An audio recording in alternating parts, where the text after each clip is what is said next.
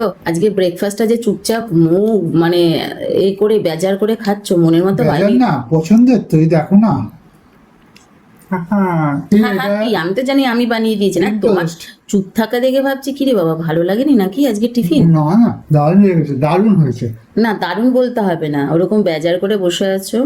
এই যে আমারটা, হুম, পাউরুটিটা কোন ব্র্যান্ড আমি জানি না, আজকে পাউরুটির পিসগুলো ছোট ছোট, কেন জানি না।